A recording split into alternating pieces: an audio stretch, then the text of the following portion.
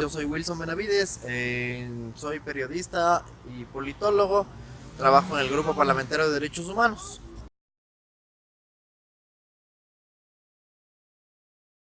El hecho de que sus decisiones, sus movilizaciones a través de estas formas de expresión, a través de la protesta y de la movilización social, logró impedir algunas medidas que para la mayoría de la gente eran antipopulares, como la eliminación del subsidio del gas de uso doméstico en el caso del gobierno de Bucarán, la firma del TLC con otros gobiernos, la firma del TLC con los Estados Unidos.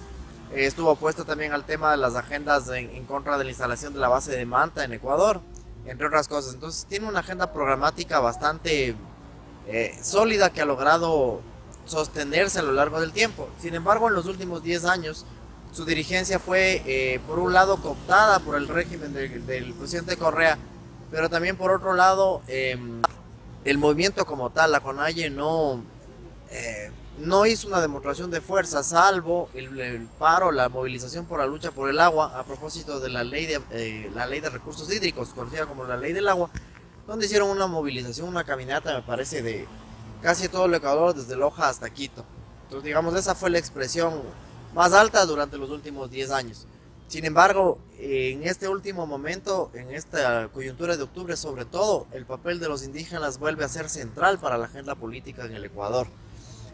A tal punto que ustedes han visto que en las publicaciones en medios ya se vislumbran a ellos como dirigentes políticos, inclusive hacia el 2021. Llama la atención, pero gratamente digo yo, llama la atención que haya en el movimiento indígena una lógica diferente a la de los partidos tradicionales, sobre todo en la cuestión de los liderazgos. Si ustedes ven, este movimiento indígena dirigido por Vargas, por el mismo Leonidas Diza Jr., hijo de un dirigente indígena que tiene el mismo nombre y también fue presidente de la CONAIE en su momento, me parece que en el gobierno de Lucio, llama gratamente la atención esta renovación de cuadros que ha tenido el movimiento indígena.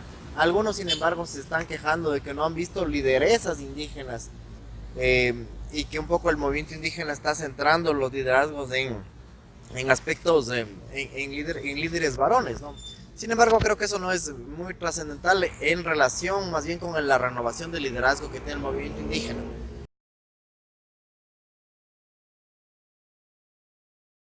El Ecuador, desde el retorno a la democracia, siempre ha tenido una tensión fundacional que atraviesa la democracia, que es esta tensión entre el poder político representado en los partidos fundamentalmente y los liderazgos tradicionales, si ustedes quieren, pero también en una permanente lucha contra el poder social. Este poder social que es excluido de los espacios de representación y que es más, digamos, más participativo, más horizontal. Entonces hay una lógica entre estos dos poderes, entre el poder social y el poder político. Entonces yo creo que estas formas de expresión del poder social tienen que ver mucho con lo comunitario. Y lo comunitario tiene que ver al mismo tiempo con una lógica incluso festiva de las movilizaciones y, como su nombre lo indica, una lógica de acción colectiva en comunidad. O sea, para la CONAIE no es solo el hecho de que sus dirigentes se movilicen, sino de que sea toda una comunidad la que participe. Entonces eso implica lo que usted bien decía, hijos, padres, gente de tercera edad, etcétera, ¿no? Y niños sobre todo.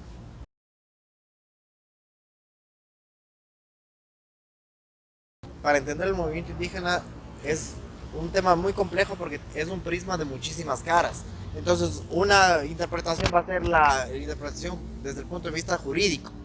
Estas últimas declaraciones de que supuestamente quieren organizar un ejército paralelo, hacer territorios, no hacer, ni extender la interpretación, la norma constitucional para interpretar que tienen territorios dentro del Estado, entre otras, son, digamos, complejidades que reflejan esa dificultad de poder encasillar al movimiento indígena. No sé si solo tenga que ver con el tema exclusivamente con el tema de la justicia indígena, sino en una lógica donde el mundo blanco mestizo y la ideología nacional del mestizaje que viene desde Benjamín Carrión como un elemento cohesionador del Estado ecuatoriano entra en conflicto, en permanente tensión y choque, incluso como en esta última vez, un choque violento con la lógica indígena, que es una lógica excluida, es una lógica que no ha sido correctamente interpretada, sino que ha sido instrumentalizada por el poder, tanto en el gobierno de Correa como en el gobierno de Moreno. No se diga en el gobierno de Lucio Gutiérrez, entre otros. Entonces siempre ha habido una relación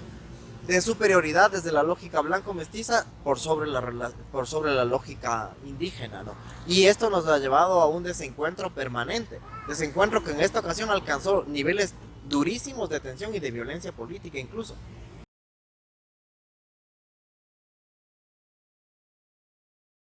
Yo cojo mucho la teoría de Patricia de la Torre, una socióloga de la Católica, y me parece que la explicación que ella da, no a este hecho, sino en general digamos, a este tema, diría yo, en la política ecuatoriana, es bien interesante.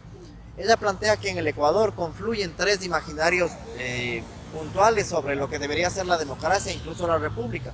Por un lado, el imaginario colonial, por otro lado, el imaginario republicano y por otro lado, el imaginario indígena. A diferencia de otros países o digamos, sobre todo de Europa, no es que se abolieron estas instituciones para dar paso a otra. O sea, no es que se abolió la lógica de la democracia comunitaria de los indígenas para pasar a la lógica señorial de la Real Audiencia y de la Real Audiencia de la República, sino que confluyen estos tres imaginarios sobre la democracia en un mismo momento. Entonces lo que está en disputa es un tema de sentido, de hacia dónde están apuntando las políticas y las reformas adoptadas por este actual gobierno relacionadas con el tema económico. Un dato nada más, ya hay algunas comparecencias en las diferentes comisiones de la Asamblea Nacional y de todas ellas confluyen en que el origen de la protesta fue una medida económica con el decreto 883, ¿no? Parece que la teoría del golpe de Estado y esto que desde el poder un poco se anuncia, se ha ido diluyendo conforme se van entrevistando a los diferentes actores.